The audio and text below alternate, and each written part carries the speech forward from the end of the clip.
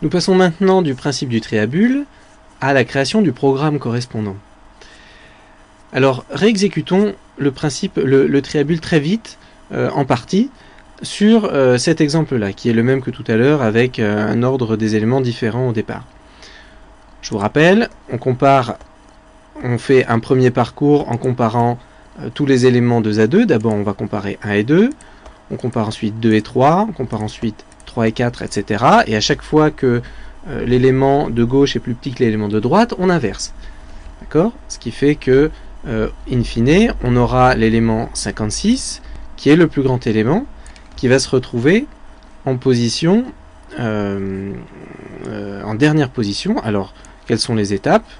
Eh bien, on aura échangé 56 et 23 de la manière suivante, de cette façon-là. Ensuite, donc on met à jour les indices. Ensuite, on échange 56 avec 12.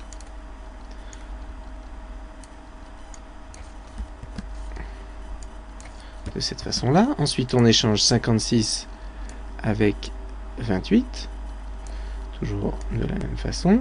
Puis, on échangera 56 avec 4. Je mettrai les indices à jour à la fin. Puis, j'échangerai 56 avec l'élément 3 qui est en dernière position. D'accord ? Bien sûr, à chaque fois, il faut mettre à jour les indices. C'est ce que je fais une fois pour toutes, ici à la fin, pour essayer d'aller plus vite. Donc j'ai fait un premier parcours ici. En fait, j'ai comparé donc 2 à 2 tous les couples d'éléments. Et puis maintenant, je vais recommencer. Sauf que ce deuxième parcours, il faudra que je l'arrête avec la comparaison. Donc je vais comparer 1 et 2. Ensuite, je vais comparer 2 et 3. Ensuite, je vais comparer 3 et 4. Ensuite, je vais comparer 4 et 5. Ensuite, je vais comparer 5 et 6. Ensuite, je vais comparer 6 et 7. Et là, je dois m'arrêter parce que 8 est déjà classé. Donc, si on veut traduire ça en programme, on voit bien ici qu'on a des traitements répétitifs. On a deux niveaux en fait de traitement répétitif. On a un premier niveau de traitement répétitif qui sera les parcours. D'accord ? On a 7 parcours, on a dit, pour classer les 7 plus grands éléments, et donc le dernier sera automatiquement classé. C'est un premier niveau de traitement répétitif, donc une première boucle.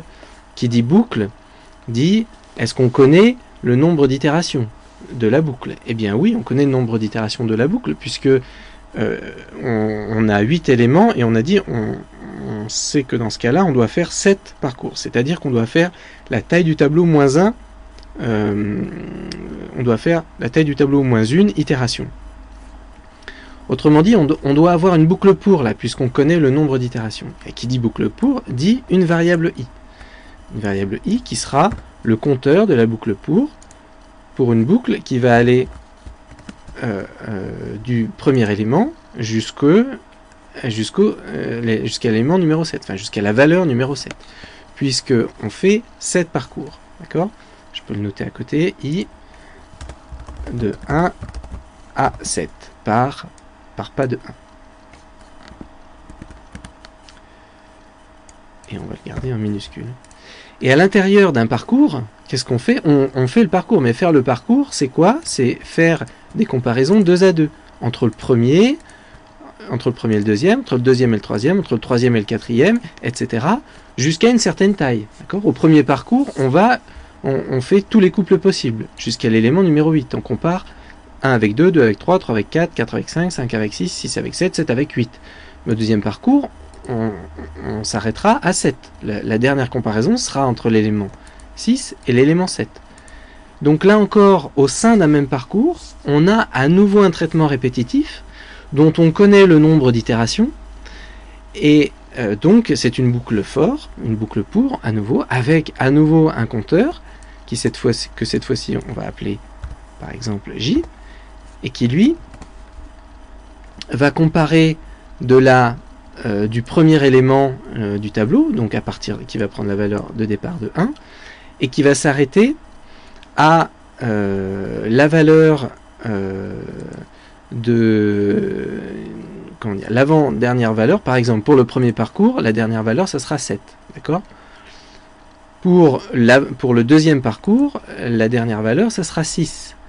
pour le troisième parcours, la dernière valeur de j, ça sera 5, parce qu'à chaque fois, on va comparer j et j plus 1. Donc, j va aller de 1 jusqu'à la taille moins quoi? Moins i. D'accord? Si vous reprenez le premier parcours, dans le premier parcours, c'est le parcours où l'on a i égale à 1. Donc dans le premier parcours, on va faire toutes les comparaisons entre un élément d'indice j et l'élément d'indice j plus 1 pour j qui va aller de 1 jusqu'à taille moins 1.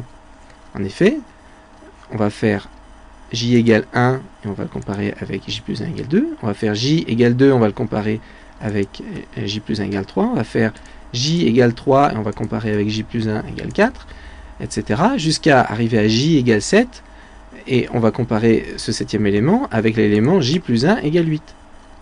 Et là, on doit s'arrêter. Donc on doit s'arrêter pour j est égal à 7. Or, comme on est dans le premier parcours, 7, c'est exactement égal à la taille du tableau moins la valeur de i, puisque i égale 1 pour le premier parcours. Et c'est la même chose en fait pour les parcours suivants. Donc, à l'intérieur d'un parcours, on a un traitement répétitif qui est la comparaison de deux éléments successifs et qui va se traduire par une boucle pour un entier j qui va aller de 1 jusqu'à la taille moins i. On peut faire tourner, on peut expliquer ces deux parcours ici sur l'algorithme. Alors, on a déjà classé l'élément, le plus grand élément, donc on a fait notre premier parcours, du coup on va se mettre, on ajoute 1 pour indiquer, à i, pour indiquer qu'on en est au deuxième parcours. Et on remet 1 dans j. Alors qu'est-ce qu'on fait? Eh bien là, on compare j égale 1 avec j plus 1. C'est-à-dire qu'on compare les éléments d'indice j et j plus 1, c'est-à-dire les éléments d'indice 1 et 2. Pas de changement à faire puisque 7 est plus grand que 4. Après, on compare l'élément d'indice j et j plus 1, sauf qu'on aura ajouté 1 à j. Donc ici, dans ce cas-là, on a j égale 2. Et on va comparer les éléments d'indice 2 et 3. Pas de problème, on les laisse comme ça puisque 23 est plus grand que 7. Ensuite, on va mettre 3 dans j et on va comparer les éléments d'indice 3 et 4. Là, il faut les échanger. Donc on va les échanger de cette façon-là. On va mettre à jour les indices. Et on va continuer. Maintenant, on va comparer les éléments. On a ajouté 1 à j entre-temps. On va comparer les éléments d'indice j et j plus 1. Toujours la même instruction, en fait, puisqu'on est dans une boucle. On compare toujours les éléments d'indice j et j plus 1. Sauf qu'entre chaque boucle, on ajoute 1 à j. 23 est plus petit que 28, donc on ne fait rien. Ensuite, on ajoute 1 à j. On compare les éléments d'indice j et j plus 1. Là, on doit effectuer l'échange, puisque 28 est plus grand que 4. De cette façon-là. On va mettre à jour 5 et on va mettre à jour ici 6. Ensuite, on met à jour j pour passer à l'itération précédente. On compare les éléments d'indice j et j plus 1. Donc les éléments 6 et 7, on échange, puisque 28 est plus grand que 3. On met à jour. Ça fait 6 pour 3 et 7 pour indice pour 28. Et on met à jour j.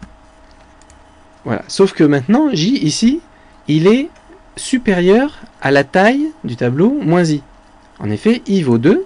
La taille du tableau, c'est 8. C'est l'indice du dernier élément. Donc 8 moins 2, ça fait 6.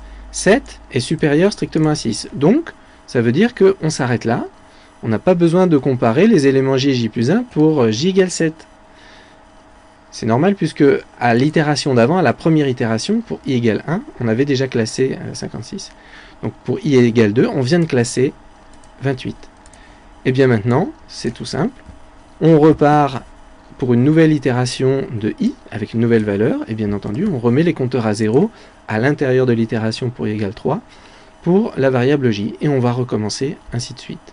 Voilà quel est le passage du principe à l'algorithme sous la forme d'une boucle